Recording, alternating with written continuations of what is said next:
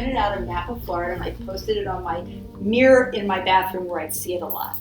And I circled Boston where I lived, and I'd circled West Palm Beach, and I put little stars around West Palm Beach. And I said, okay, let's have at it. Let's go. What can I do today to get myself to Florida? All the heavy lifting I do, 90% of the heavy lifting I do is my mental state of mind.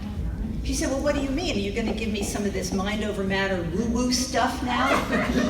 She was putting me through my paces, and I said, well, actually, I have a question for you. When was the last time you won anything by saying, I can't? Oh, really? This is amazing. I'd love to help you. When are you going to be on Ellen DeGeneres? I'm a big fan. And I said, well, she doesn't know I'm going to be on her show yet. But you see, it's my plan. Because I have a desire, I have a dream, and I'm taking the action steps. And this was part of my mental toughness. And I said, I haven't met Dr. Oz yet, and he hasn't met me yet either. But I'm getting prepared. Great. I'm going to start a new diet program on Monday. Great, but what are you going to do about this? So I'm in the bathroom, and I'm looking at the map, and I start doing jumping jacks. And my daughter, she happens to be in the condominium, and she walks by the bathroom, and she says, Mom, what are you doing in there? And I said, I'm going to Florida. And she says, no, you're not. It sounds like you're constipated. And you're trying to get things moving. And every one of you got up this morning, walked by your TV and said, I'm not going to sit and watch you today. You put down your Starbucks coffee and you decided to golf tomorrow or Sunday because you wanted to come here and support a cause. And a lot of people in the room from the questions you've asked are in pain. And so I really applaud you as, I mean, they're really our charter members, aren't they, for your arthritis walkathon? So you inspire me to come out and do this today. She said, who do you think you are to stand up there on the stage and show off your biceps and tell everybody that we're mentally flabby and that we have low standards? She said, you have no idea what I've been through. And besides, now I'm going through a divorce and I'm struggling with my weight, sure, but you know, I've got a tough time here. I got raising 2 kids on my own. I got a bad knee. And besides, she said, diets don't work. I've tried them all.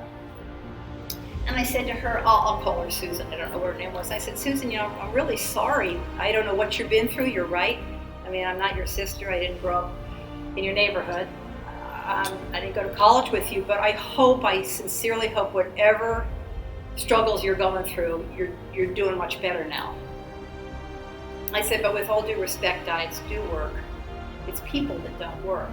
I'm a big believer in you are what you eat. And Dr. David is absolutely correct. Everybody's food program is going to be different. For some people, they shouldn't eat meat. For me, I was binging on sugar and all this, what I call dead food, this processed factory food. And when I got off that and started eating farm-to-table, colorful food that had a 10-day expiration mark as opposed to a 3-year expiration date, guess what happened? My cells became happy, and I got healthier, and the arthritis started to... So, you know, it's all about what we think and what we feel about ourselves and our world around us. We really can do anything we put our mind to. I mean, at age 63, I started lifting barbells over my head. I really hadn't even heard of the sport before, but I got into it for a variety of reasons, and I used my mental toughness skills, and there I am on the platform getting a gold medal 1.5 years later. It was quite a wild ride.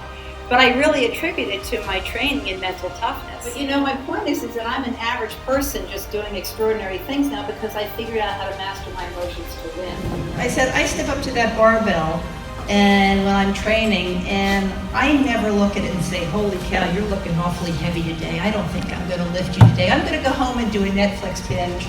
I'll be back on Thursday and maybe we'll think about lifting you then. I don't do that. I show up, I train, and I look at it, and every single time I step up to lift it, I say to myself, yes I can and yes I am, and I mentally get myself prepared to lift that, because that's heavy stuff I'm lifting from my head. So I think I'll leave you with one image. Think of an acrobat. Where their head goes, their body follows, right? Yeah. Thank you.